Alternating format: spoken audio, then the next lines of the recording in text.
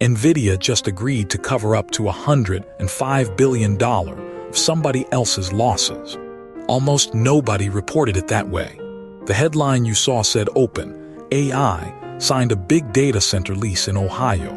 What the arrangement actually says is that the most valuable chipmaker on Earth has quietly become the backstop on a 20-year bet that its own biggest customer might not make it. That's not an expansion story. That's a solvency story, and it's hiding inside a real estate document. Here are the mechanics. OpenAI signed a 20-year lease on an 8-gigawatt Ohio campus. 8 gigawatts.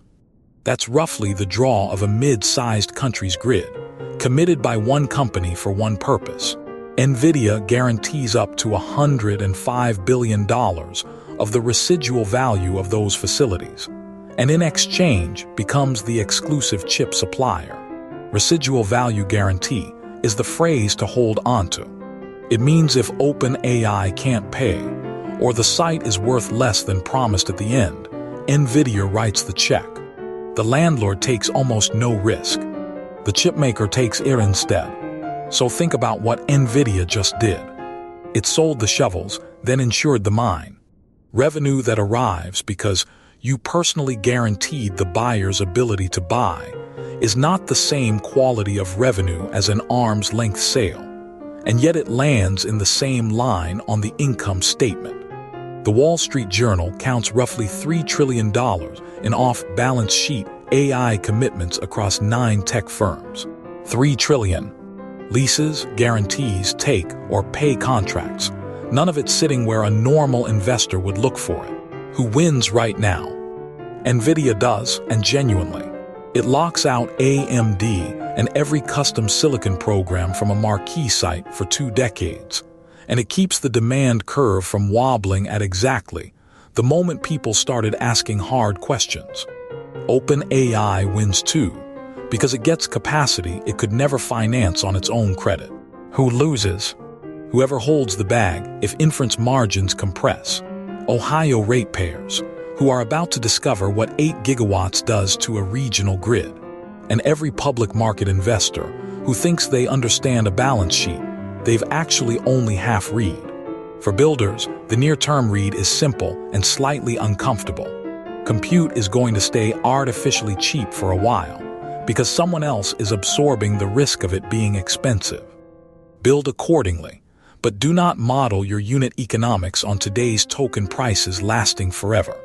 Honestly, the number that scares me isn't the 105 billion. It's that 105 billion is now a footnote.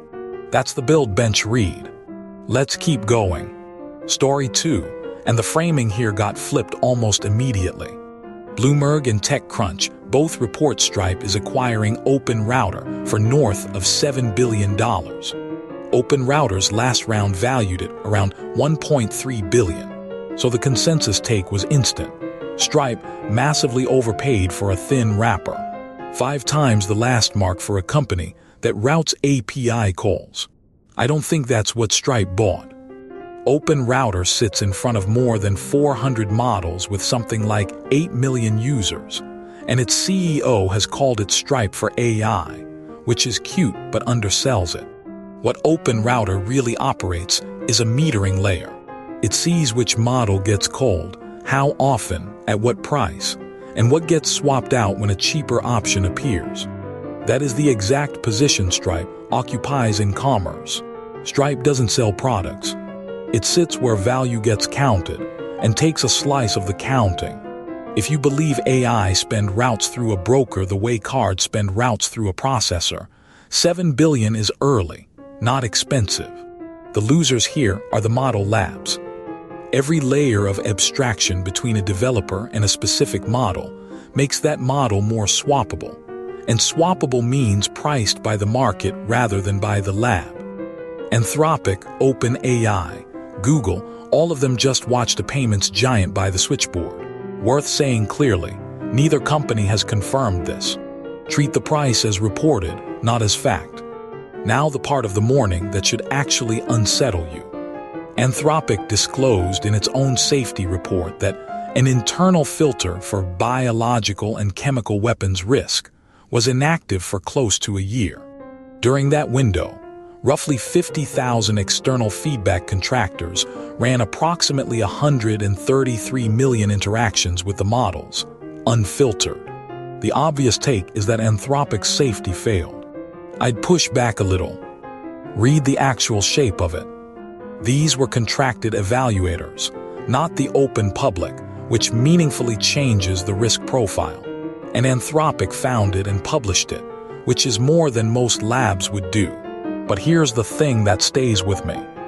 A safety control was off for a year, and nobody noticed. Not the team that built it, not the pipeline that depended on it, not the 50,000 people passing traffic through it. Nobody was watching the watcher.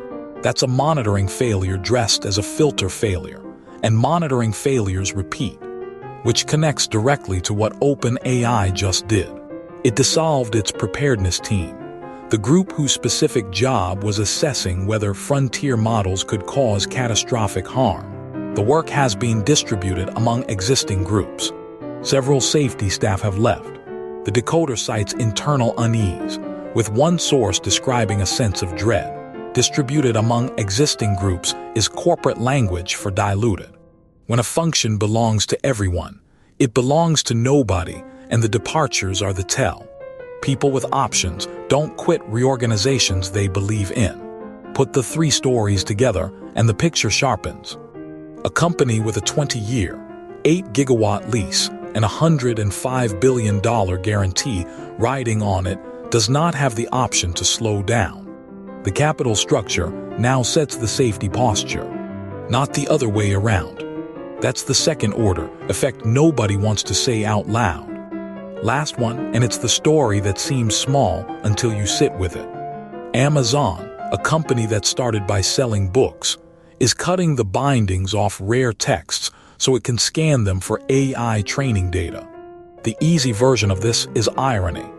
Bookseller destroys books, but debinding is standard practice in high-volume digitization, and it's been done for decades. The real signal isn't the destruction, it's the desperation. Labs have exhausted readily available online text. Every accessible corpus has been scraped, synthesized, and scraped again. When you're paying people to physically dismantle scarce physical objects to extract a few million tokens, the marginal cost of genuinely new training data has gone vertical.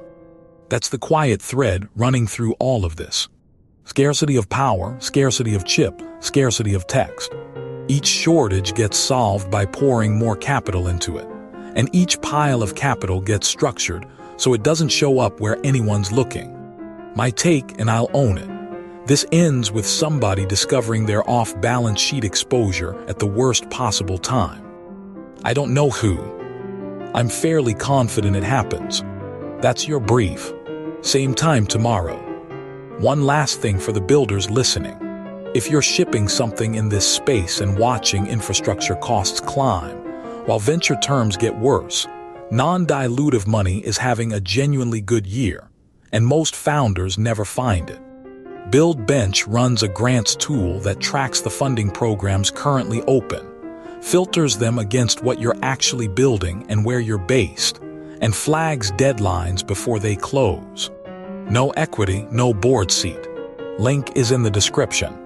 Go look before your next raise, not after.